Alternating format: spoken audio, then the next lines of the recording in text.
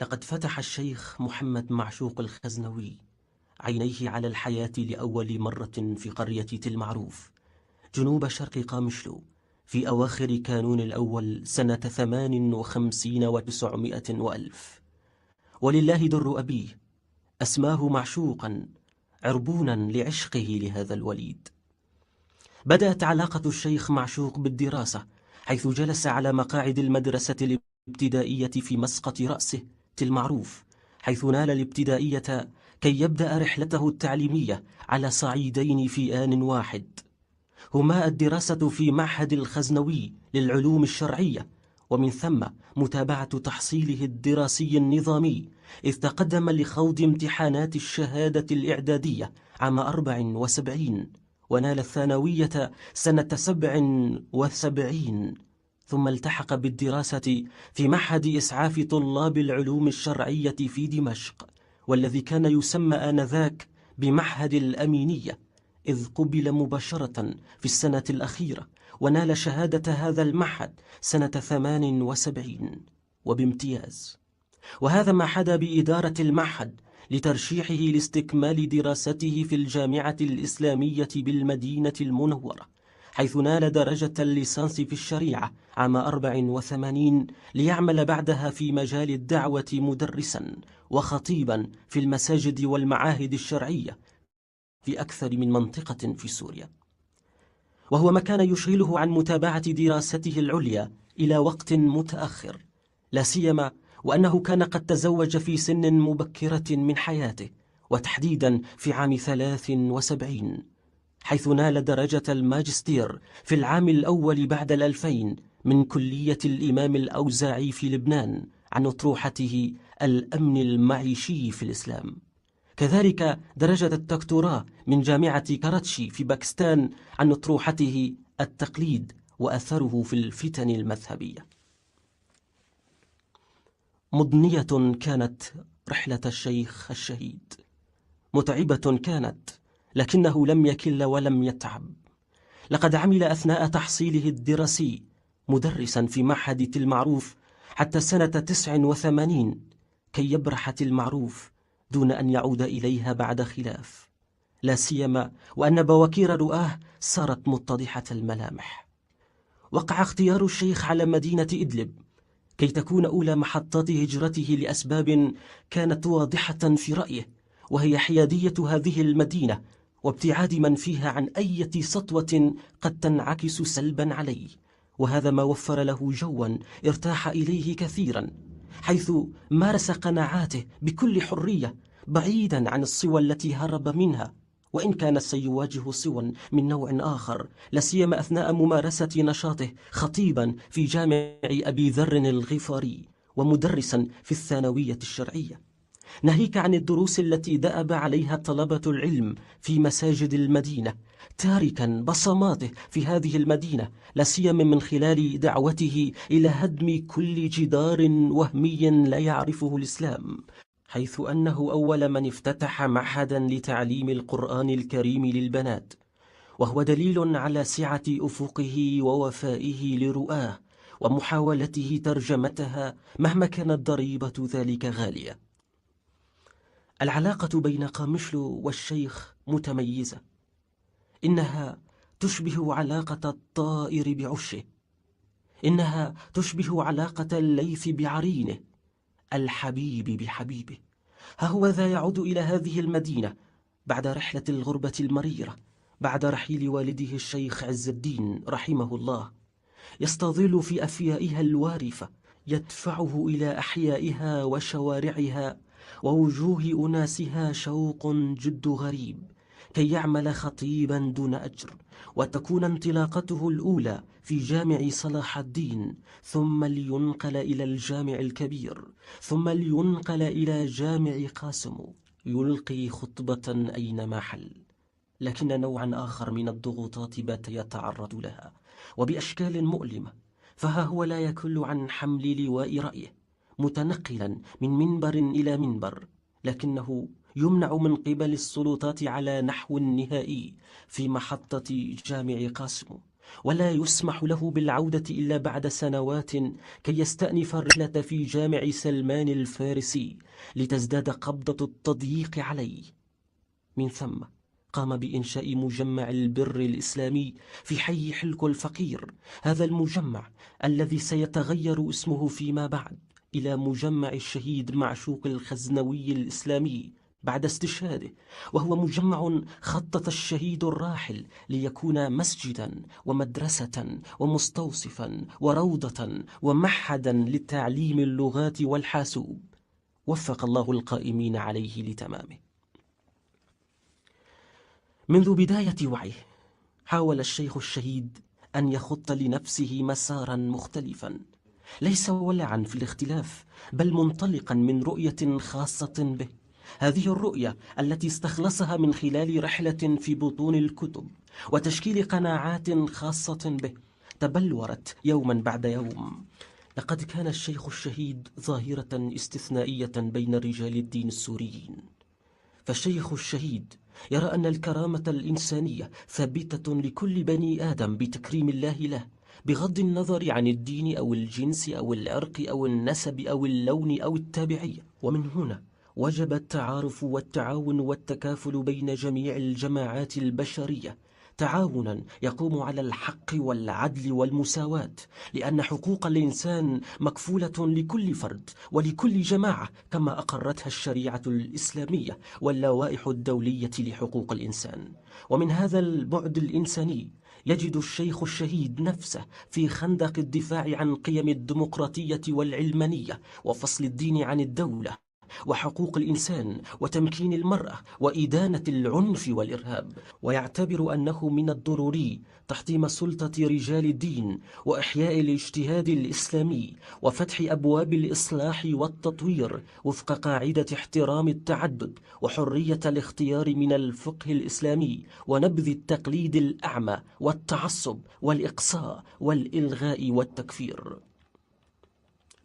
وهو يرى أن رجال الدين في معظمهم يشكلون استنساخا فكريا لابد من مواجهته بدعم حرية الفكر والإبداع ونبذ ممارسة الإرهاب الفكري، سواء من قبل المراجع الدينية أو اللوبي الشعبي وما يسمى بالعامة الذين يتحكمون من خلال الجاه أو المال في كثير من القرارات والفتاوى الشرعية. ويطالب بإحياء مقاصد الإسلام الكبرى ومنحها دورا حقيقيا في التشريع كالتوحيد والعدل والخير والحب والجمال والعفاف والطهارة والحرية والمساواة والشورى وحسن الخلق. ويرفض الشيخ الخزنوي الإسلام السياسي، ويرى أن الإسلام يمتلك منظومة أخلاقية من العدل والمساواة والشورى وإصلاح شؤون الناس، ولكن هذا لا يعني أن نصل إلى حد الادعاء أن لنا في الإسلام نظاما سياسيا متكاملا تجسد في سياسة النبي صلى الله عليه وسلم وخلفائه في قيادة مجتمعاتهم كما يحلو لبعض الإسلاميين أن يدعيه. ويضيف أن الإسلام السياسي يناقض نفسه حين يدعو إلى فكرة الحاكمية لله، ويقتبس من الحديث الشريف قول النبي لأحد قادته: فإنهم أنزلوك على حكم الله فلا ترضى، فإنك لا تدري أتصيب حكم الله أم لا، ولكن أنزلهم على حكمك. ليس من حرج في الدعوة للعلمانية. ويستنتج الشيخ الشهيد أن المسلمين ليس عليهم فقط ألا يتحرجوا من العيش مع أي نظام علماني ديمقراطي يؤمن بفصل الدين عن الدولة، بل عليهم أن يدعوا هم إليه، لأن الإسلام دين الله، وهو أسمى من أن يكون مطية لطاغية أو شماعة لجرائمه كما حصل خلال التاريخ. وإننا اليوم بحاجة ماسة إلى أن نضع الحكام أمام مسؤوليتهم وننأى بالدين عن تصرفاتهم لتتمكن الشعوب من محاسبتهم ومحاكمتهم. فقد ولى عهد الأباطرة الذين كانوا يخدعون شعوبهم بأنهم يحكمون باسم الله. ويدافع الخزنوي عن الأفكار الليبرالية في الرأي والرأي الآخر والتعددية وحق الاختلاف وحرية الرأي وحرية الكلمة وحق التعبير وإعذار المخالف، التي يعتبرها البعض مصطلحات غريبة وغربية، ولكنه يؤكد أن المنجز الديمقراطي اليوم مؤسس عبر تاريخ الثقافة الإسلامية، بل إن كثيرا من مصطلحاته ورموزه كانت محل استعمال في الأداء العربي اللغوي. ويضيف أن الرؤية الإسلامية للديمقراطية تعرضت للاغتيال على يد الفقهاء والسلاطين، وانتقل الموقف السياسي من الاجتهاد إلى مزيد من القمع والقهر، ورسمت الأحكام القاسية الرهيبة تحت اسم مكافحة الزندقة، وتضمنت هذه الأحكام السجن والصلب والسحل والقتل. ويتبنى الخزنوي موقفا متقدما من مسألة تمكين المرأة، وهو يلوم المفكرين وعلماء الدين بالتراجع عن فكرة حركة النهضة والتنوير التي تبناها العلماء المتنورون في القرن الماضي. أما هو فيرى في المرأة شقيقة الرجل، بمعنى أنها تتمتع بكل المزايا والصلاحيات، لا فارق بينها وبين الرجال إلا ما جاء نص صحيح ثابت من الكتاب والسنة قطعي الدلالة بخلاف ذلك، أي بتمييز أحد الجنسين على الآخر لعلل محددة تتغير فيتغير الحكم بتغيرها، وذلك فقط في حدود ما أمر به النص الشرعي من غير أقيسة فاسدة أو خيالات مريضة شاطحة أو إسقاطات نفسية متشنجة. ويدين الشيخ الشهيد مطلقا فكرة الإرهاب المتمثلة في التعدي على الحياة الإنسانية بصورة باغية متجاوزة أحكام الله، تروع الآمنين وتعتدي على المدنيين المسالمين، تجهز على الجرحى وتقتل الأسرى. ونشجب هذه الممارسات ونرى أن وسائل مقاومة الظلم وإقرار العدل لابد من أن تكون مشروعة، فالخطأ لا يعالج بالخطأ، وندعو الأمة للأخذ بأسباب القوة لبناء الذات والمحافظة على الحقوق، ونعي أن التطرف تسبب عبر التاريخ في تدمير بنى شامخة في مدنيات وحضارات كبرى. إن الإسلام معدن ثمين كما عبر عنه الشيخ الشهيد، ولكن ما حدث هو أنه عبر رحلة 14 قرنا تراكمت عليه الكثير من الأدران والدنايا التي تعيش عليها طفيليات كثيرة، وإذا ما أردت أن تزيل هذه الطفيليات عن المعدن الثمين هبت في وجهك لئلا يعود الإسلام إلى المسار الصحيح. لقد كان الشيخ مشروعا إسلاميا كرديا للعالم. لقد قال إن البعض قدموا الإسلام مشوها عن طريق السيارات المفخخة، والبعض الآخر عن طريق الميوعة والأفكار التكفيرية، والرهان علينا اليوم نحن الكرد أن نقدم للعالم إسلاما معتدلا بدون ميوعة ولا سيارات مفخخة ولا أفكار تكفيرية. ولأجل ذلك كان يقول ما من أمة إلا وأدخلت الإسلام عبر فلترها الخاص، ولذلك يجب أن يكون هناك إسلام خاص بالكرد يصون ويحافظ على تقاليدهم بما لا يتعارض وجوهر الدين الإسلامي الحنيف. القضية الكردية. لقد نظر الشيخ الشهيد محمد معشوق إلى القضية الكردية فآلمه واقع إنسانه الكردي الذي طالما خضع على أيدي إخوته المسلمين، وتنطع للوقوف في الخط الأول مدافعا عن هذه القضية انطلاقا من ضخامة حجم الظلم الذي لحق بهذا الإنسان، دون أن يدفعه هذه النصرة لإخوانه وبني قومه الكرد إلى اتخاذ موقف عنصري، لأنه كان يرى أن يكون مسلما حقيقيا يعني أن يكون مدافعا عن قضية هذا الشيء. تشنا خليفة من درباس من الخازم شوار بيشة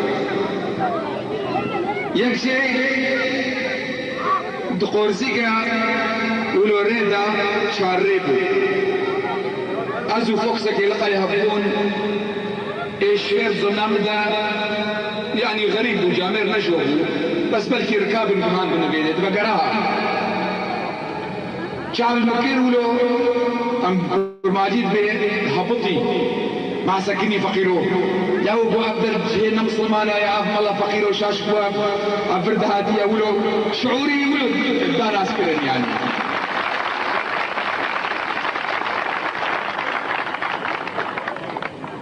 ياد هو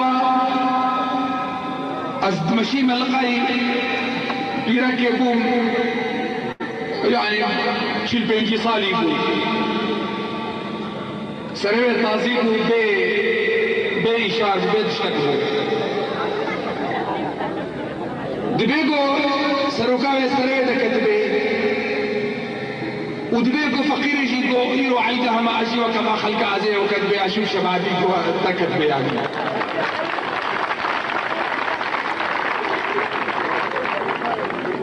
شعب المكير وقتها قو أزبر يشور تسيخو عبيت الجليك إنزام شلو هذا بود مرش بود شهادة بود تشتيقو بدسكت عبيت السرسريخو أزبرت حقيقة ولو إيشام وقتها قو زهات منها بريدة بيركا كيديسة شعب المكير مش خورتارا قوت قو قركي قو باصو فيك جهاتيا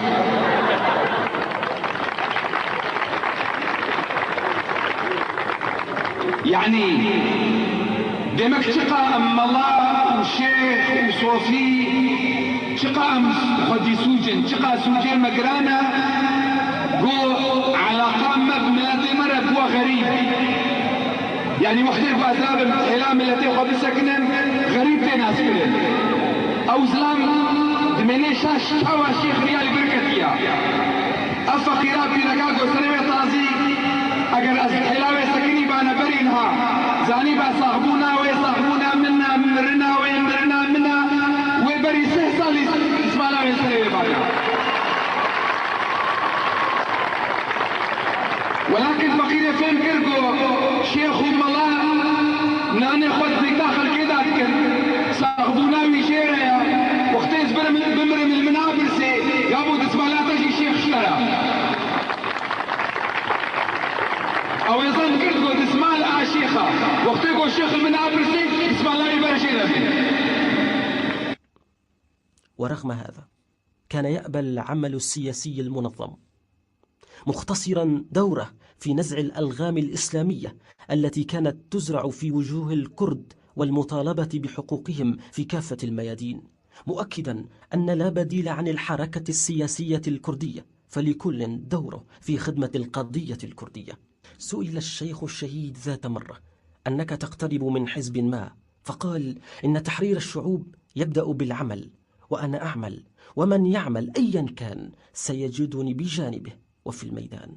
وقال مرة: أنا متطرف في حب قضيتي، وكل من يعمل بهذا النفس سيجدني إلى جانبه.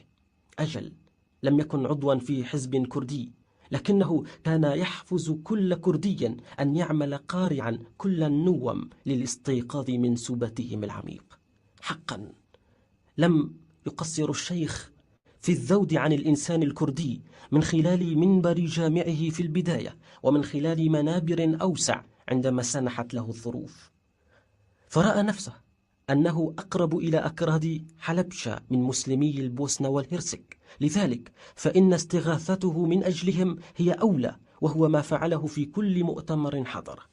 لقد حضر مؤتمر الشباب العالمي في الرياض وتحدث عن الكرد ومجزرة حلبشة، فسمي أحد شوارع الرياض باسم حلبشة، قائلا آنذاك: إن أحفاد صلاح الدين لا يستحقون كل هذا من المسلمين، وتحدث مطولا. عندها نهض ممثل البرابرة في الصحراء المغربية قائلا: مشكلة شعبي مثل مشكلة الشيخ. فمد الشيخ الشهيد يده إليه مصافحا ومعانقا بحضور السيد عبد الرحمن سوار الذهب رئيس السودان الأسبق، والفلسطيني خالد مشعل، ومفتي لبنان، والدكتور عبد المجيد الزنداني. الثقافة والتراث الكردي. لقد أولع الشيخ الشهيد بالثقافة والتراث الكرديين. صحيح أنه وبسبب ظروفه لم يكن متفرغا للاشتغال عليها كما ينبغي، لكن تلك الروح الشفافة لديه كانت تتوقه إلى حب الجمال، فكان خير متذوق له.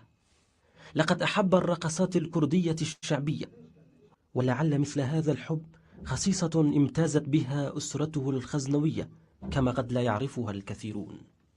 لقد شغف الشيخ نفسه بالرقص، ووجده المقربون منه أكثر من مرة وهو ينخرط في حلبة الرقص الكردية يرقص الشيخاني، بل ويغني أغنية مؤثرة بالنسبة إليه كان ألفها ولحنها بنفسه، بل وتناول مطلع أغنية كردية معروفة وبدأ يضيف إليها أبياتا راح ينشدها على طريقته مراعيا ألحان الأغنية، وللأسف لم يتم تسجيلها بصوته. شهيد نمرين دلي مدى لازم خوينا ومبهذا قردي، لازم خوينا ومبهذا قردي، جبو حقي جياني قربانتكن، جبو حقي جياني قربانتكن، حتى كاس مظلوم نميني، جبو كاس بين داستنا مني، اقر كتيا دل من خونك في من، اقر كتيا دل من خونك في من، ومزور جاف دور خستن بهفراد استخا هلدن، ومزور جاف بار شكرن بهفراد انقخا هلدن. ولقد كان عرس ولده بدر الدين علامة فارقة في تاريخ منطقة الجزيرة، دعا إليه كافة ممثلي الطيف السياسي، وفي فترة حرجة من تاريخ هذه المنطقة حيث جاءت بعد انتفاضة قامشلو كسر الطوق المضروب حول الكرد آنذاك، ودعا الفرق الكردية لإحياء تراثها على مسامع ومرأى الجميع. حلم الشيخ معشوق بإقامة معرض للتراث الكردي بقامشلو، وكان ذلك في رأس أجندة مشاريعه، لكن وللأسف لم يتمكن من تحقيق مثل ذلك الحلم تماما، مثل ذلك الحلم الكبير الذي حدث الكثيرين عنه في تأسيس معهد لتدريس اللغة والثقافة الكردية، معاهدا أن يكون بنفسه أول طلاب هذا المعهد. أصلا تكلم قواعد كرمانيا مش كسوي نسيت تلوى بيهتر شوي عربيا ما يخش.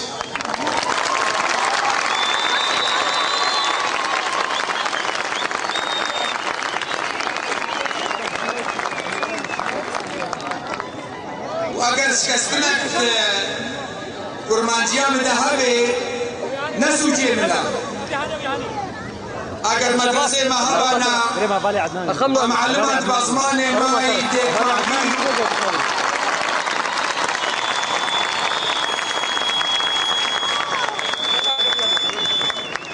چند ما کلترا ما مطلقه کرمانجیان بشنها باشتر بانا، ولكن روكيكو مدرسه وشير بين متى بستجلين ازي كرمانجيا خوزي بك.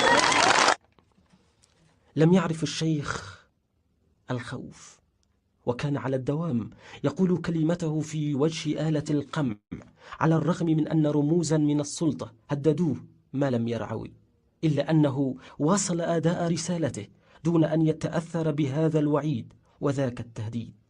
لقد حطم الشيخ الشهيد جدار الخوف، فكان أول من استقبل السفارات الأوروبية في مكتبه لدراسة أحوال الكرد. از هاتم شوالا بيجن ام تمام دست بدست ياك بياك ام خبيه بملتنا. وقت سروك تبيجي القومية الكردية جزء من النسيج السوري، معناه حكم الناس بو مكوري في واللافي سعران بو سعرا غيري ما، يعني معناه شخوي حبس شي مينا دركتن زندانا، معناه شخو معناوينا طلابي ما يقو فصل بون الجامعات وفقري برقو أصبح جزءا من النسيج السوري.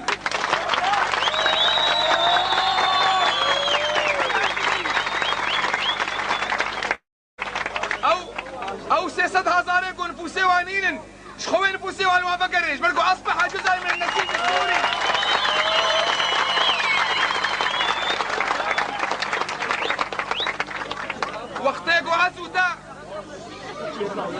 وقتی ازودت شونه وظیفه که ام خموصفینن فرعکی مخابرات دبندت نیبسند گو کردی من اصل ترکی نما کاری بنیبسینی.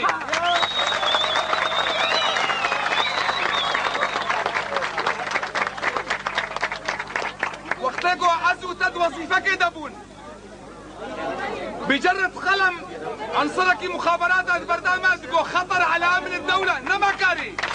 كردستان بيجي كردستان بيجي كردستان بيجي كردستان بيجي كردستان بيجي كردستان بيجي زمانك إذا بيراوا ديو بابي من نابل مذكرن وقتيكو ونابل خدشيان دا نفوسي نابل دا تكوهرتن قيماوي ندهت قد ديني كاوا شيار فلان نما كاري يرو ديني تو بابو كالي خوا تاريخ خوا چان داوا ونابي قندي خوا نابك داني بو دهات النابي وقندي ودقهرتن انفرتكن يرو تخذ بيدا قوست مكو نابي قندي ما مثلا كركي حجير ابو نما كاري ديني اتل التين.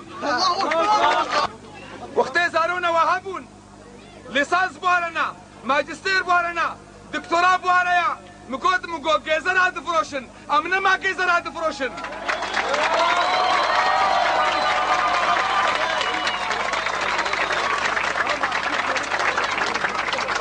وقتی گو از جزء من النسيج السوري بم اذا الحكم افحى قيمتين گو نون معناه يشخط حلال متكي. وفي 10 من أيار قامت عصابة من الأجهزة الأمنية باختطاف الشيخ الشهيد، وعبر استجوابات كثيرة تعرض لها ليتنازل عن قضيته العادلة، مورس في حقه آنذاك كافة أشكال الترغيب والترهيب. وعندما وقف الشيخ الشهيد كالجبال الراسية في وجه جلاديه لم يكن من بد إلا الترهيب، فتعرض جسد الشيخ الرقيق لعمليات وحشية من التعذيب نقل على إثرها إلى مشفى تشرين العسكرية بدمشق، حيث حاولت تلك الجهات إنقاذ وإصلاح ما يمكن من ممارستها الوحشية بحقه، إلا أن قدر الله قد جاء وعلى إثرها فارق الشيخ الشهيد الحياة. وأيضا قامت العصابة المجرمة من غير أن تأخذها شفقة أو رحمة، بل على العكس تماما أرادت استغلال اغتيال الشيخ الشهيد لخلق فتنة عرقية ومناطقية عبر دفن جثمان الشيخ الشهيد في أرض مدينة دير الزور. وفي الأول من شهر حزيران اختلقت الأجهزة الأمنية رواية مفقودة المصداقية، وقامت بممارسة أولى حلقاتها عبر اصطحاب أنجال الشيخ الشهيد وبأسلوب أمني عصاباتي إلى مدينة دير الزور لتسليمهم الجثمان الطاهر، وثانيا عبر إخراجها مأجورين يعترفون بالجريمة.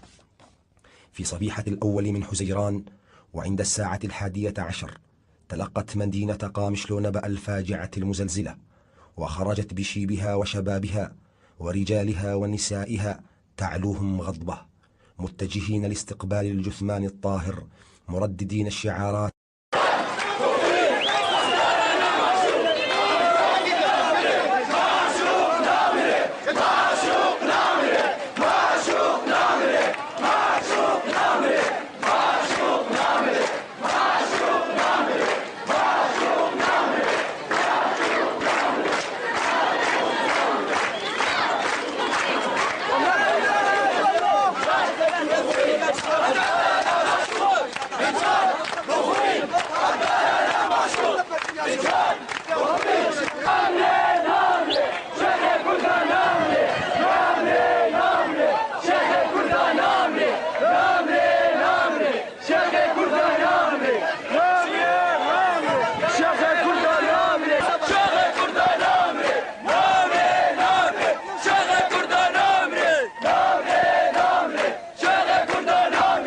قامت الجماهير الكردية بتوديع الشيخ الشهيد، حيث قامت بلفه بالعلم الكردي ليضيف اسمه إلى أسماء الخالدين من علماء الكرد من أمثال القاضي محمد والبرزاني الخالد، وبالصلاة عليه في جامعه بحي حلكو، ثم دفنه في مقبرة قدوربك بجانب إخوته شهداء انتفاضة 12 من آذار. لقد رحل الشيخ الشهيد دفاعا عن مظلومية شعبه، تاركا بصمات واضحة في تاريخ الكرد، شهيدا لها حيث استجاب الله دعوته التي دعاها على جبل عرفات عندما حج إلى بيت الله الحرام عام 82، حيث قال: اللهم أمتني مظلوما لا ظالما، اللهم أمتني شهيدا. وعندما سأله أحد أصدقائه: كيف تموت شهيدا ولا حرب بين الإسلام وأعدائه؟ فأجابهم الشيخ الشهيد: من مات دون حقه فهو شهيد. لست بحاجة، إذا كان البعض بحاجة إلى أن يحتفل بالموت، فأنا أحد الناس الذين هم ليسوا بحاجة إلى أن يحتفلوا بالموت، إلا إذا تمكنا أن نحول الموت إلى حياة. من الذي نومكم؟ من الذي أفهمكم أن الحياة لا توهب إلا للموتى أمثالي وأمثالكم؟ إن الحقوق أيها الإخوة لا يتصدق بها أحد، إنما الحقوق تؤخذ بالقوة. دماء الشهداء يجب أن تكون قطراتهم سقيا لشتلات حقوقكم. لن نسمح بعد اليوم أن تنسوا شهداءكم، لكن الحقيقة أن من يطلب من أحد أن يشتم أهله ينبغي أن يبصق في وجهه. اسمح لي أن أقول لك ولأمثالك من شهداء هذه الأمة: نحن جميعا، أنا وأنتم وكل أبناء شعبك يا فرهاد، نحن شركاء في دمك، شركاء في هدر دمك، لأننا نمنا حقبة طويلة.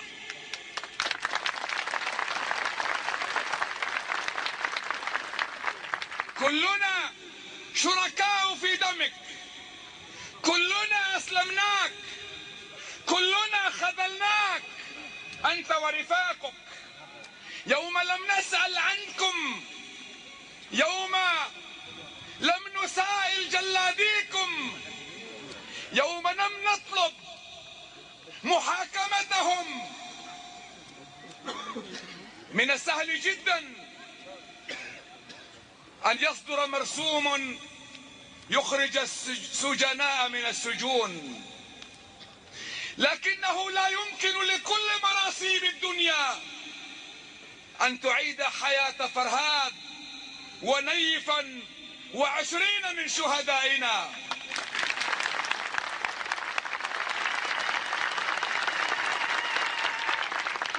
فقط مرسومكم أنتم إذا عزمتم على الحياة وحاولتم أن تقفوا على أرض صلبة لتطالبوا بحقوقكم كبشر. أنا أعلم أن نصر الله قريب، ولكن نتمنى جميعا أن لا نموت قبل أن يقف أضعف رجل منا على قبرك ليقول: ها نحن أحيينا شهداءنا وحيينا بهم، وسيعلم الذين ظلموا أي منقلب ينقلبون.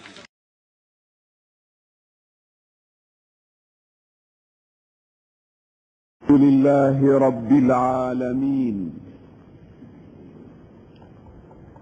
اللهم لك الحمد كما ينبغي لجلال وجهك ولعظيم سلطانك،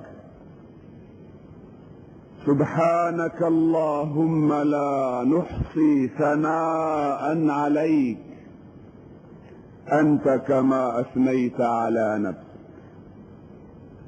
أشهد أن لا إله إلا أنت وحدك ربي لا شريك لك، وأشهد أن سيدنا محمدا عبدك ورسولك وخاتم أنبيائك فلا نبي بعده. من رغب في سنة محمد وصل، ومن رغب عن سنة محمد غوى وخسر وضل وانفصل. اللهم فصل وسلم وبارك على هذا النبي العظيم صاحب الخلق الكريم سيدنا محمد، وعلى آله وأصحابه ومن سار على نهجه إلى يوم الدين. أوصيكم عباد الله بتقوى الله، وأحثكم على طاعته، واستفتح بالذي هو خير. يقول رب العزة جل جلاله في محكم كتابه وفصيح بيانه: يا أيها الذين آمنوا لا تخونوا الله والرسول وتخونوا أماناتكم وأنتم تعلمون. ويقول: إن الله يأمركم أن تؤدوا الأمانات إلى أهلها. ويقول رسولنا الأعظم نبينا الأكرم سيدنا محمد صلى الله عليه وسلم: أد الأمانة إلى من ائتمنك ولا تخن من خانك. لا إيمان لمن لا أمانة له، ولا دين لمن لا عهد له. أيها الإخوة، في بعض المواقف ينحرج الرجل ماذا يقول، وأظنك قد وقعت في مثل هذه المواقف حين تمر في طريق وتجد حادثا ذهب ضحيته طفل أو رجل. ماذا تفعل؟ السائق هرب، ماذا تفعل أنت؟ هل تترك الضحية تلفظ أنفاسها؟ ضميرك لا يتحمل. هل تسعفها؟ إذا تكون قد وقعت في مشكلة. ربما علقت مع الشرطة والضبط وأصبحت أنت المتهم، لا تدري ماذا تفعل، تقدم رجلا وتؤخر أخرى. واليوم أنا في هذا الموقف حين أتحدث عن الأمانة أجد مجتمعا يلفظ أنفاسه. هل أضع يدي على مواضع الجرح؟ هل أوقف النزيف؟ إذا ربما أصطدم مع بعض المشاعر. هل أدعه ينزف؟ يموت. لابد إذا أن أضع يدي على مثل هذه النقاط. والتمس العذر ان كنت صريحا الى درجة ما. الامانة ايها الاخوة خلق عظيم واساس متين من اسس الاصلاح والعمران. الامانة خط عريض من الخطوط البارزة في سجل الحضارة والمدنية والعيش الرغيد. إذن أستطيع أن أقول لا تستقيم حياة ولا يصلح مجتمع ولا تسود أمة ولا يشمخ فرد إلا بالأمانة.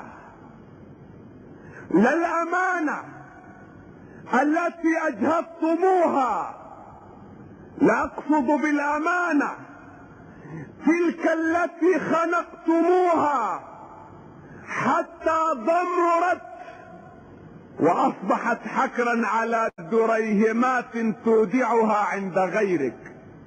لا، إنما أقصد بالأمانة تلك التي يتسع مفهومها، تتشعب طرقها، تتعدد نواحيها حتى تشمل الحياة كلها، حتى تعم الدين كله بكل عقائده، بكل عباداته، بكل فروضه واحكامه، بكل رسومه وحدوده، بكل اخلاقه، قيمه، مبادئه، سننه. اذ الامانه في عرف الاسلام ايها الاخوه هي كل شيء اؤتمنت عليه من مال وودائع وكنوز وغنائم وعلوم واسرار وحكم وقضاء ووظيفة ومهنة وحكم وقول وعمل وطاعة وعبادة وحركة وسكنة وخلق وخلق ومال وولد وشعب وبلد، وكل ما كلفت بالمحافظة عليه وأدائه والتعامل معه بالشكل والوجه الذي يرضي الله ورسوله. وأي تفريط في الأمانة أيها الإخوة، أي تفريط في الأمانة سيؤدي إلى اختلاف موازين الحياة وشيوع الخيانة في الأرض وسيادة الفساد بين العباد. فبالأمانة تنمو العلاقات وتتعمق الصلات وتتوثق الأخوة وتقوى الروابط وتتمتن الأواصر. بالأمانة تذبل الخلافات، تضمحل العداوات، تتلاشى الخصومات. وبدون الأمانة سيقع المجتمع فريسة بين براثن الخيانة، وتحدث في الأرض فتنة عريضة وفساد كبير وشر مستطير. وإن وقتكم الحاضر ومجتمعكم المعاصر لهو أكبر دليل على النتائج السيئة التي تترتب على الخيانة. ولو جئت اليوم في هذا العصر الذي تلاشت فيه الأمانة واضمحلت وضمرت، لو جئت تتأمل في المجتمع أين تجده؟ ستجده غارقا في أوحال الخيانة، تدنست أثوابه حتى أعلاها بأوساخها. لو أنك جئت إلى المجتمع ستجد الريبة عمت كل الناس، والشكوك ساورت كل النفوس، والوساوس خالطت كل القلوب، حتى طغت المادة وتحكمت الشهوات وسيطرت الأهواء وفسدت الضمائر وخربت الذمم.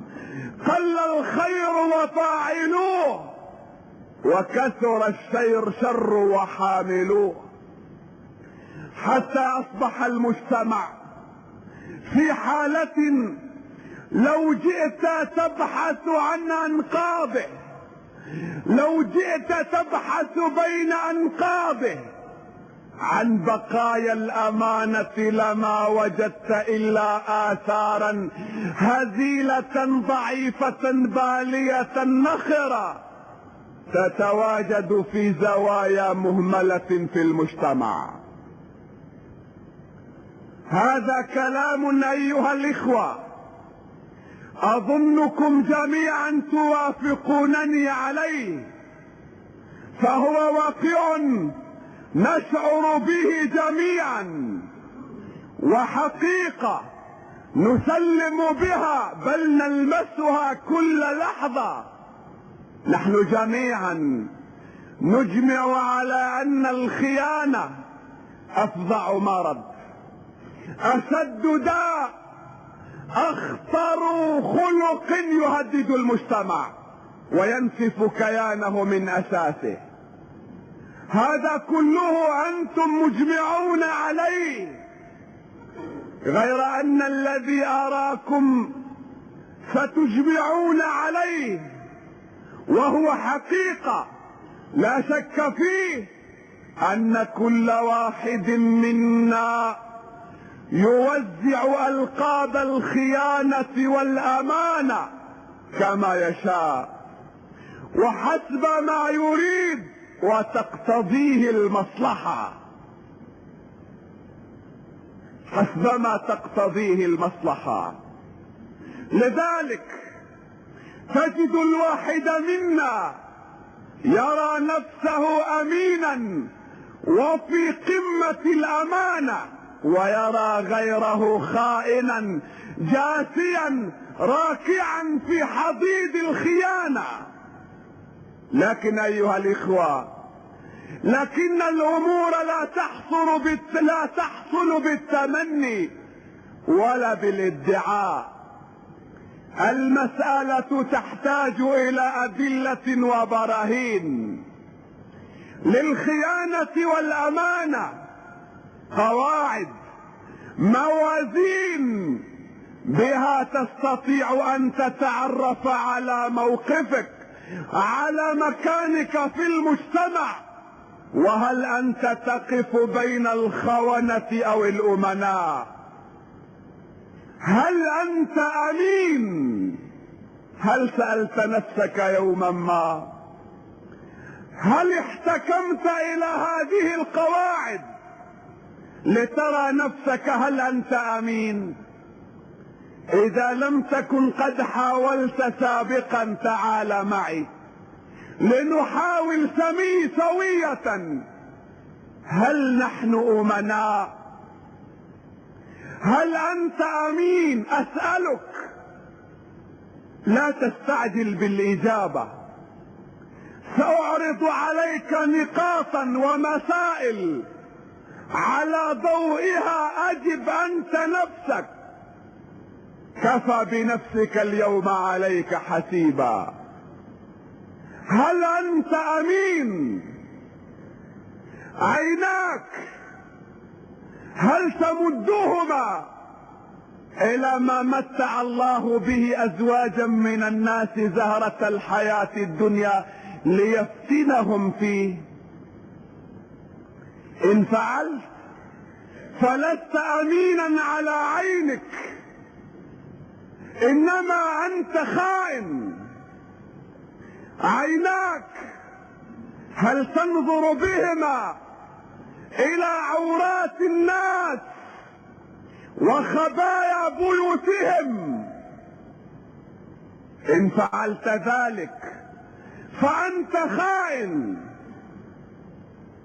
سمعك هل تسترق به؟ هل تتجسس به على الناس؟ هل تسمع به الغيبة، النميمة، الشتم والسب واللعن والكفر؟ إذا أنت خائن. لسانك هل تلمز به الآخرين، تنتقصهم به، تحتقرهم، تخوض في أعراضهم، تأكل به لحومهم؟ إذا أنت خائن. شهوتك هل تنالها مما حرم الله؟ لذتك هل تبحث عنها خارج الحدود التي رسمها الله لك؟ إذا أنت خائن. قلبك هل تسمح للأوهام والوساوس والخطرات أن تجوس خلال دياره؟ إذا أنت خائن. صدرك هل جعلته مزرعة بذرت فيه بذور الحقد والحسد والعداوة والكراهية؟ إذا أنت خائن. عقلك، تفكيرك هل عطلته؟ هل وأته في تراب تقليدك للآخرين؟ هل سجنت وراء قضبان حديدية من شهواتك؟ إذا أنت خائن. يداك هل تمدهما إلى ما منعك الله أن تمدهما إليه؟ بغش، باحتكار، بسرقة، بغصب، بظلم، باعتداء، بجرح، بقتل. إذا أنت خائن. رجلاك هل تمشي بهما إلى ما منعك الله أن تسير بهما فيه أو إليه؟ إذا أنت خائن. وقتك، زمنك، فراغك، ساعات عمرك كيف تستهلكها؟ باللهو واللعب، بالعبث والمجون، حول طاولات النرد والقمار، بقراءة المجلات الفارغة، بمشاهدة الأفلام الفاسقة. إذا أنت خائن. مالك يوم كنت تجمعه هل كنت لا تتحرى الحلال؟ اليوم حين تنفقه هل لا تتحرى طاعة الله وخدمة المجتمع؟ إذا أنت خائن. صلاتك هل تتهاون فيها تراخيا أو تركا؟ هل تتساهل في فروضها في شروطها؟ إذا أنت خائن. إن كنت تحافظ على صلاتك، هل هذه الصلاة لا تنهاك عن الفحشاء والمنكر؟ إذا أنت خائن. إن كنت من الذين يرتادون المساجد، هل تؤذي من في المسجد وفي طريق المسجد بصوتك، بصورتك، بمظهرك، برائحتك؟ إذا أنت خائن. إن كنت صائما، هل صومك إمساك عن الطعام والشراب ثم ترك لعنان الشهوات؟ إذا أنت خائن. زكاتك، هل تتلاعب بها وتعبث بها وتضعها في جيوب الأغنياء من أقاربك وتضع الجيران جياعا؟ إذا أنت خائن. حجك، هل فسقت فيه ورفثت وعدت كما يقول المثل: عدت إلينا شفرة بعد أن كنت سكينا؟ إذا أنت خائن. إن كنت ابنا، هل تعق والديك في طاعة الله وتطيعهما في معصية الله؟ إذا أنت خائن. إن كنت أبا، هل تهمل أبنائك، تدفعهم إلى الشارع يتلقون تربيتهم من كل رائح وغاب؟ إذا أنت خائن. إن كنت أمة، هل تذهبين إلى مشاويرك وسهراتك تبتغين شهواتك وأهوائك فيما تسمينه أنت عمل، وتتركين طفلك عند الخادمة، عند الجارة، عند الجدة العجوزة، أو في دور الحضانة حيث يتلقى تربية غير تربية دينك. إذا أنت خائنة. إن كنت زوجة، هل تتجملين للشارع وتتزينين لأبنائه أضعاف ما تتجملين لبيتك وتتزينين لزوجك؟ إذا أنت خائنة. إن كنت زوجا، هل تسمح لزوجتك أن تخالط الرجال وتختلي بهم وتستقبلهم دونك؟ هل تسمح لها أن تخرج كاشفة شعرها مبدية صدرها أو نحرها معرية ساعديها أو ساقيها؟ إذا أنت زوج خائن. حين تصاحبها في سوق، في طريق، في محل، وتراها تتقصع في مشيتها، تتمايل في حركاتها، هل تسكت؟ هل تنبسط؟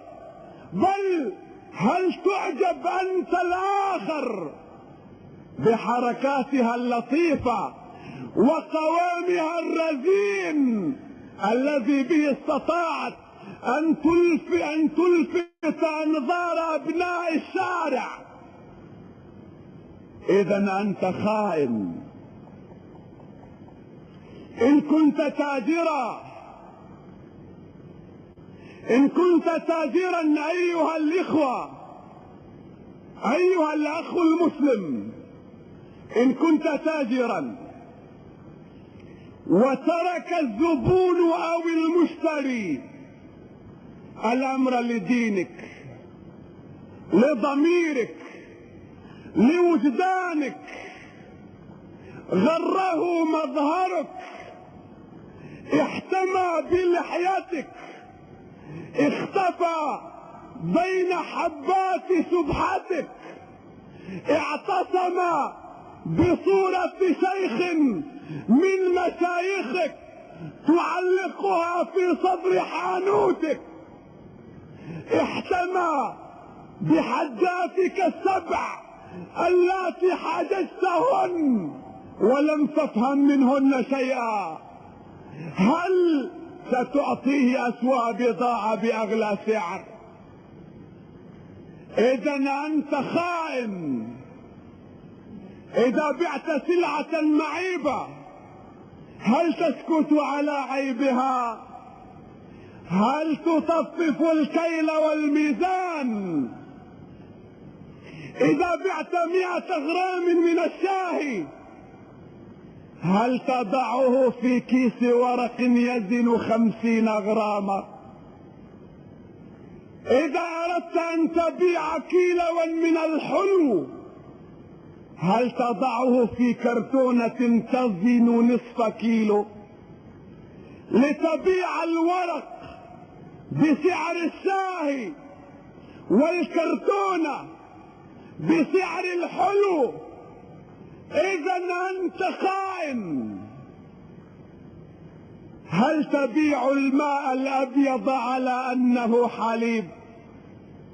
وكما يقول المثل: هل بركة الحليب في يدك كما أن بركة السنين في يد أمك؟ إذا أنت خائن.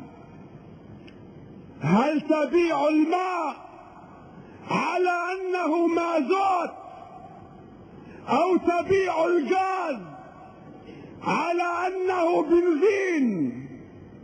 إذا أنت خائن. إن كنت قصابا هل تبيع الشحم بدل اللحم والمصران بدل الشحم والجلد بدل المصران والأوساخ بدل الجلد؟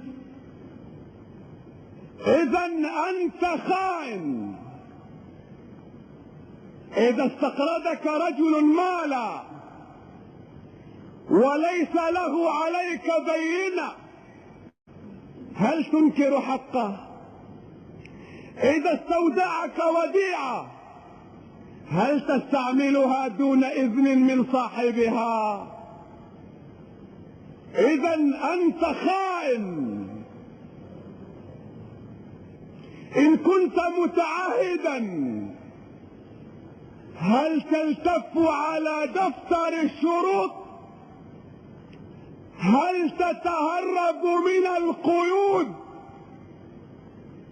هل تعمل في الخفاء وتبني في الظلام من أجل أن تنقص كمية الإسمنت أو الحديد، أو تضع البلوك موضع الحجر أو الحجر موضع الإسمنت المسلح؟ إذا أنت متعهد خائن. إن كنت مهندسا هل تستلم من هذا المتعهد الخائن عمله على علاته وعيوبه مقابل أن يدهن شواربك بسمنه أو يغمس خبزك في زيته؟ إذا أنت مهندس خائن. إن كنت معلما هل تهمل واجبك تجاه طلابك؟ هل تهمل واجبك في تحضير دروسك؟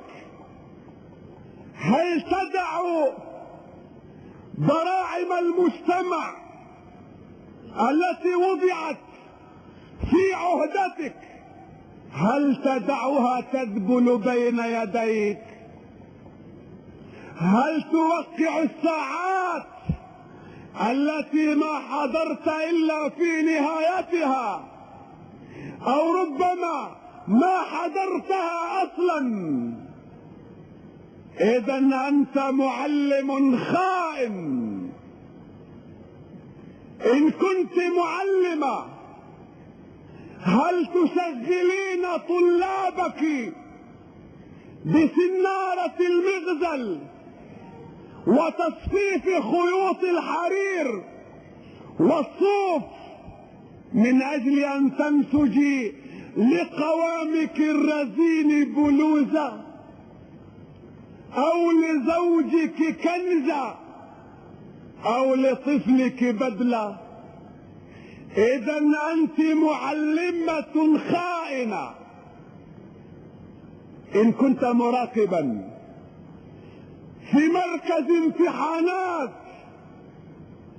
هل تتحرك كساعي بريد؟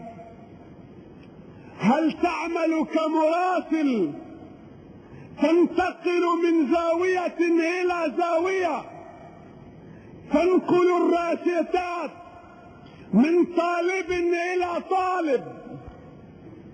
وأكثر من هذا، هل تمزق ورقة ابن فلان ليتأتي بدلا عنها ورقة كتبت في الخارج وجهزت على طريق الأبنية المسبقة الصنع؟ إذا أنت مراقب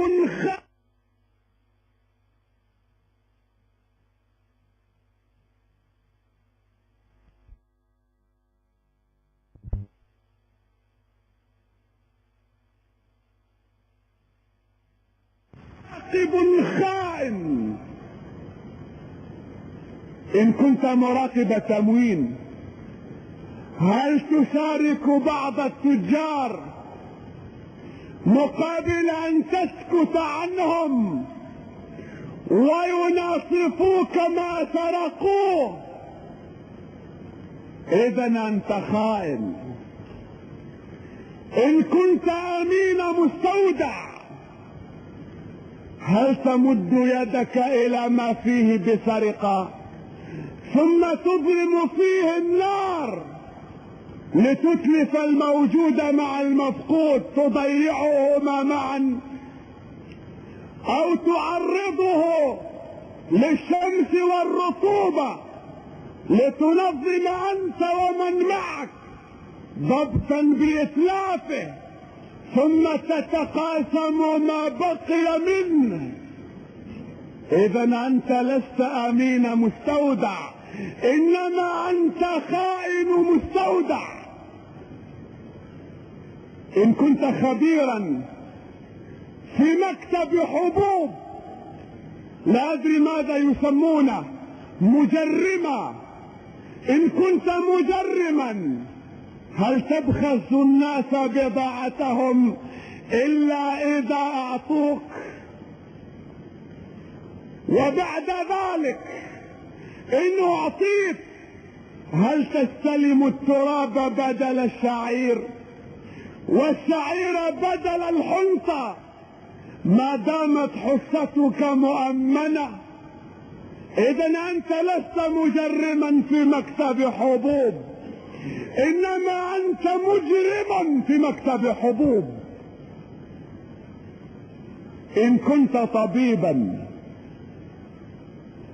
هل تغض نظرك إذا جاءت امرأة إلى عيادتك؟ هل تغض نظرك؟ هل تقتصر على مواضع الضرورة وتعاملها على أنها أختك وأن عرضها أمانة في رقبتك؟ إذا أنت طبيب أمين، وإلا فأنت خائن. هل همك جيب مريضك دون صحته؟ إذا أنت خائن. هل تجري عمليات الإجهاض السرية في عيادتك أو مشفاك مستغلا الظروف القاسية التي وقعت فيها بعض فتيات الشارع؟ إذا أنت طبيب خائن. إن كنت صيدليا هل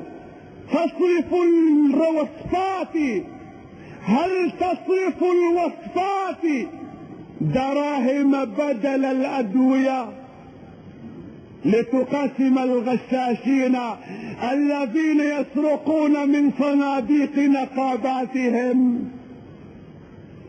إذا أنت خائن. إن كنت سائقا هل تقود سيارتك دون أن توفر فيها أسباب الأمان؟ هل تحملها فوق طاقتها؟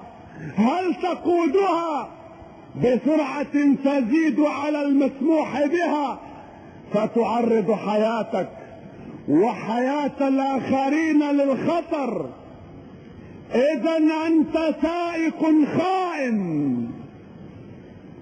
إن كنت رجل مرور هل تتسامح مع هذا السائق المتهور ما دام يقذف على وجهك 10 ليرات؟ إذا أنت رجل مرور خائن. إن كنت ضابطا هل تعطي لعناصرك إجازات طويلة الأجل مقابل أن يتنازلوا لك عن رواتبهم؟ إذا أنت ضابط خائن. إن كنت رجل أمن هل تكتب ضبطك كما شاهدت وسمعت؟ فأنت رجل أمن أمين. أم أنك تزيد عليه أملاحا وتوابل من عندياتك؟ إذا أنت رجل أمن خائن.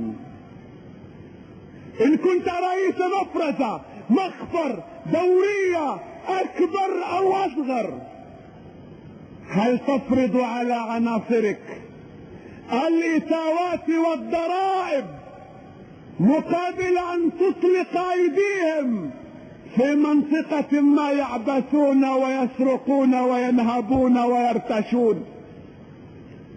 إذا أنت خائن. إن كنت كاتب تقارير هل تكتبها انطلاقا من مصلحة الأمة ومنفعة الشعب؟ إذا أنت كاتب تقارير أمين. أما أنت تكتب لتزيد رصيدك من التقارير ولتضرب الرقم القياسي وليقال عنك إن خطك جميل ولسانك فصيح؟ إذا أنت خائن. إن كنت محققا هل تحقق على ضوء قول الله يا أيها الذين آمنوا إن جاءكم فاسق بنبأ فتبينوا أن تصيبوا قوما بجهالة فتصبحوا على ما فعلتم نادمين؟ إذا أنت محقق أمين، وإلا فأنت خائن. إن كنت محاميا هل تتوكل للمظلوم فقط؟ إذا أنت محام أمين. أم أنك تتوكل لكل من يدفع لك؟ فأنت حينئذ محام خائن. إن كنت قاضيا، هل القوي عندك ضعيف حتى تأخذ منه الحق؟ وهل الضعيف عندك قوي حتى تأخذ له الحق؟ إذا أنت قاض أمين، وإلا فأنت خائن. إن كنت رئيس شركة، مدير دائرة، هل تستخدم الموظفين على أساس خبراتهم وكفاءتهم بغض النظر عن انتماءاتهم القومية أو اتجاهاتهم السياسية؟ إذا أنت مدير أمين. أم أنك تتغافل الخبرة وتتناسى الكفاءة وتعينهم بموجب اتجاهاتهم، أو على أنهم من عائلتك أو عشيرتك أو بني قومك؟ إذا أنت مدير خائن. هل تستعمل هاتف الدائرة لمصلحتك؟ هل تكتب على قراطيس الدائرة حاجاتك الخاصة؟ هل تستعمل سيارتها في غير ما تسمح بها أنظمتك؟ إذا أنت خائن. هل تصرف قسائم البنزين دراهم تضعها في جيبك، أو مازوتات تضعها في بيتك؟ إذا أنت خائن. إن كنت عاميا وجهلت شيئا من أمر دينك، هل تخجل ولا تسأل أهل الذكر؟ إذا أنت خائن. إن كنت عالما وسئلت عن حكم شرعي، هل تسكت طمعا في شيء أو خوفا من شيء؟ إذا أنت عالم خائن. إن كنت خطيبا، هل تأمر الناس وتنسى نفسك؟ إذا أنت خطيب خائن. إن كنت إمام مسجد، إمام بلد، هل تقول لجمهورك اسمع لقولي ولا تنظر إلى عملي، ينفعك قولي ولا يضررك تقصيري؟ إذا أنت إمام خائن. إن كنت مربيا أو كما يقال لك شيخ طريقة، هل تربط أتباعك والمحسوبين عليك، هل تربطهم بكتاب الله وسنة رسوله؟ هل تعلمهم على حب الناس جميعا وخدمة الخلق جميعا والتفاني في سبيل مصلحة الناس جميعا؟ إذا أنت شيخ أمين. أم أنك تبني بين أتباعك وبين المجتمع أسوارا حتى لا يبصروا الحقيقة؟ هل تأمرهم أن يقطعوا أقاربهم وأرحامهم، يظلموا من عفا عنهم، يسيئوا إلى من أحسن إليهم، تغسل أدمغتهم ليبقوا بلا حراك كالميت بين يدي الغاسل، تقلبهم كما تشاء كما تشتهي، تستغلهم، تبني أمجادا وعروشا على أكتافهم. إذا أنت شيخ طريقة خائن. إن كنت زعيم بلد رئيس دولة، ملك مملكة، سلطان سلطنة. هل تتحرك وتسكن؟ تقوم وتقعد، تحارب وتسالم انطلاقا من مصلحة بلدك وشعبك. إذا أنت رئيس أمين، وإلا فأنت خائن. إذا استنجد بك رجل وأنت قادر على نجدته، هل تتقاعد؟ إذا أنت خائن.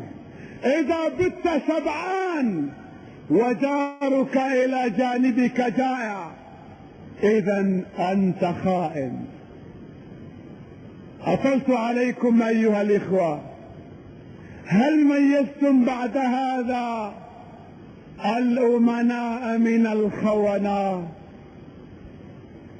ألا ما أكثر الخونة في مجتمع اليوم، وما أعرض شريحتهم، وما أشد ضررهم. فتبا لأمة هؤلاء هم أفرادها. أستغفر الله، ليسوا أفرادا. تبا لأمة هؤلاء هم حشراتها. يا شقاء أمة هؤلاء هم جراثيمها. يا خسارة مجتمع هؤلاء هم فيروساتها. يا قلة بركة مسجد هؤلاء هم رواده. يا شدة غضب رب هؤلاء هم عباده. يا شدة أسف وألم نبي هؤلاء هم أتباعه والمحسوبون عليه. فهل ميزتم الأمناء من الخونة؟ وهل عرفتم أن الأمانة ليست حكرا على دريهمات تودع عندك؟ وهل عرفتم أن الأمانة يتسع مفهومها، تتعدد نواحيها، ولذلك رفضت السماوات والأرض والجبال أن يحملنها. إن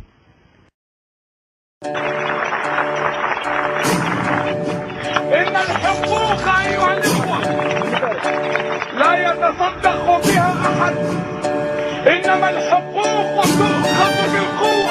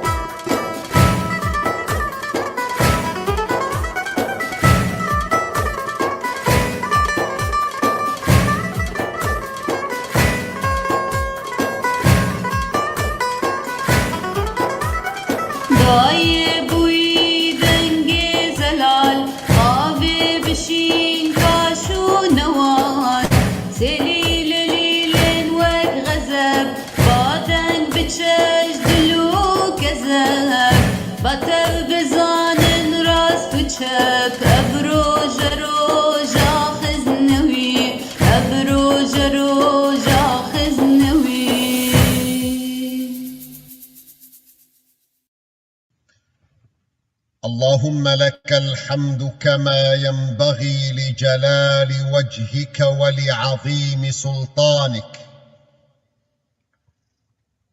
لك الحمد ملء السماوات وملء الأرض وملء ما شئت من شيء بعد. نحمدك اللهم حمدا يوافي نعمك ويدفع نقمك ويكافئ مزيدك، وأشهد أن لا إله إلا الله وحده لا شريك له، وأشهد أن سيدنا وقائدنا محمدًا عبد الله ورسوله وخاتم أنبيائه فلا نبي بعده. من رغب في سنة محمد وصل، ومن رغب عن سنته غوى وخسر وضل وانفصل. اللهم فصل وسلم وبارك على هذا النبي الكريم صاحب الخلق العظيم الذي أرسلته رحمة للعالمين، وعلى آله وأصحابه ومن سار على نهجه إلى يوم الدين. أوصيكم عباد الله بتقوى الله، أما بعد. أيها الإخوة المسلمون،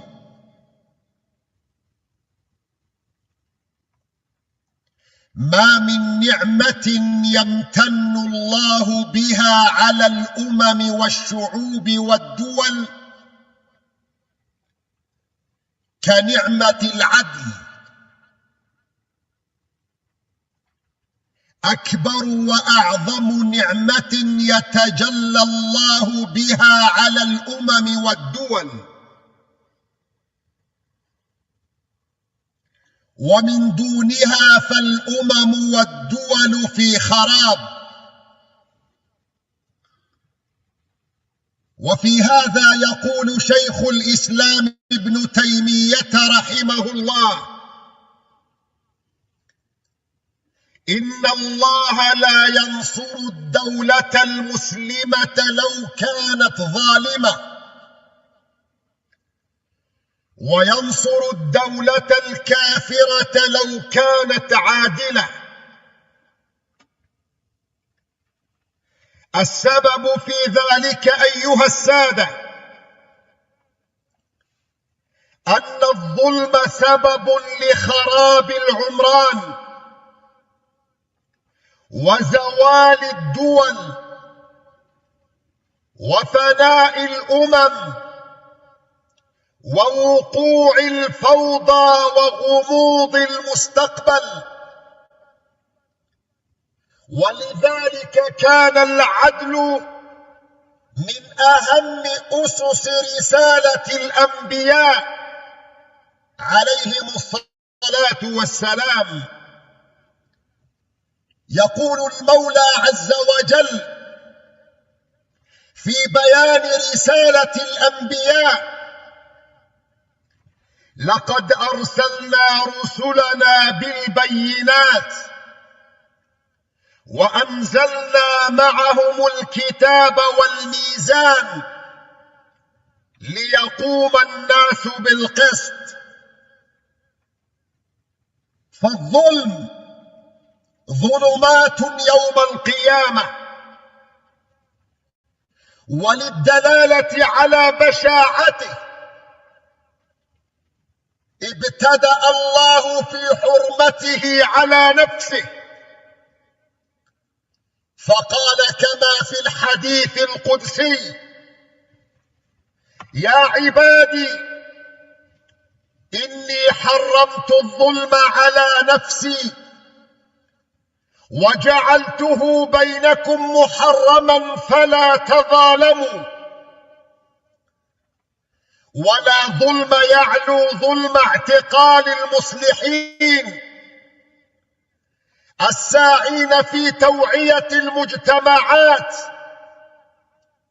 والنافين عن الدين تحريف الغالين وتأويل الجاهلين. وهذا بالضبط ما يحصل مع شيخنا معشوق الخزنوي. إنا لله وإنا إليه راجعون. يقول النبي عليه الصلاة والسلام: اتقوا دعوة المظلوم فإنه ليس بينها وبين الله حجاب. اللهم إنا نسألك اللطف بشيخنا، اللهم رده إلينا سالما غانما معافا يا أرحم الراحمين. اللهم عليك بمن ظلمه والظالمين يا غياث المستغيثين، يا جابر كسر الملهوفين، يا سامع شكوى المظلومين. احفظ لنا شيخنا الوالد معشوق بحفظك ورعايتك، ورده إلينا غانما سالما معافا يا أرحم الراحمين. أيها السادة الكرام، أرى الأعناق مشرئبة إلي والعيون مستفسرة عن حال شيخنا وإمام مسجدنا الشيخ معشوق الخزنوي، وأقف اليوم على منبري وفي مكانه عاجزا لا تسعفني العبارات ولا تنجدني الكلمات. كيف سأشرح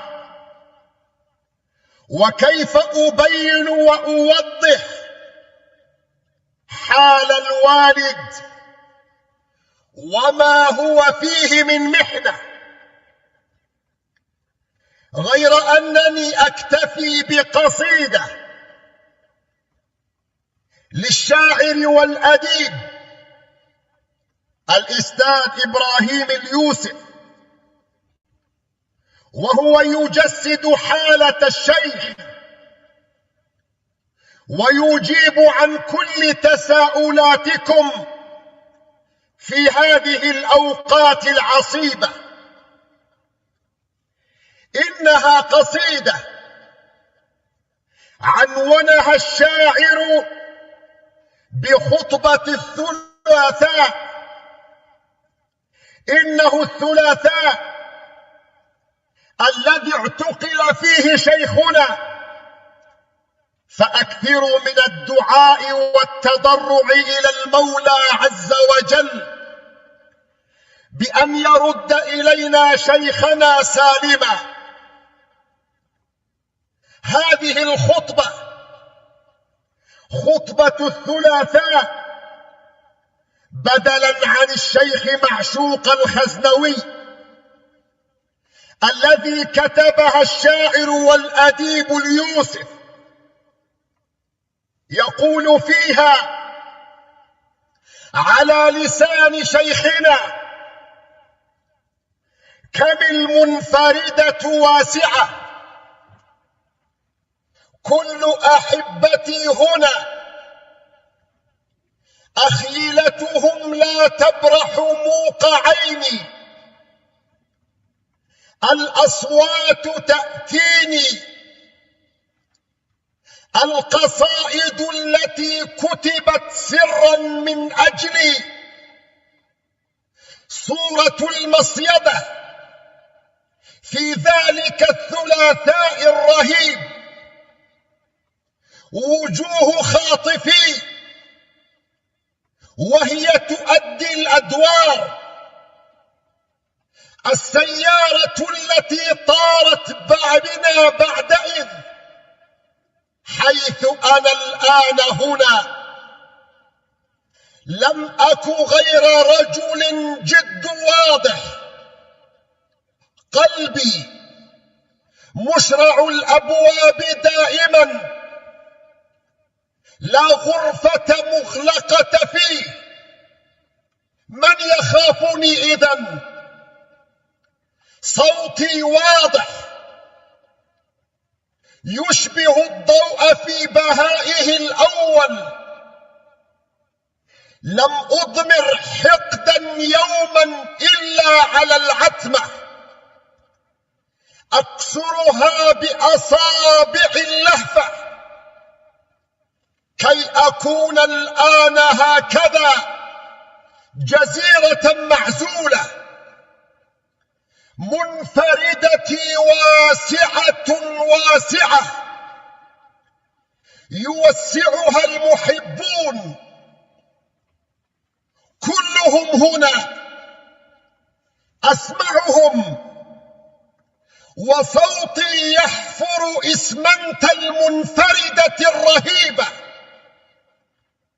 ساعتي متوقفة، لا تقويم قربي، أصلي الفجر ليلا، أبدد رائحة المكان، أصرخ: إنه وطني، كل بنيه ذوي، كل أشجاره، جباله، وديانه، بياراته، تخومه، إنه وطني وأحبه أكثر منك أيها السجان.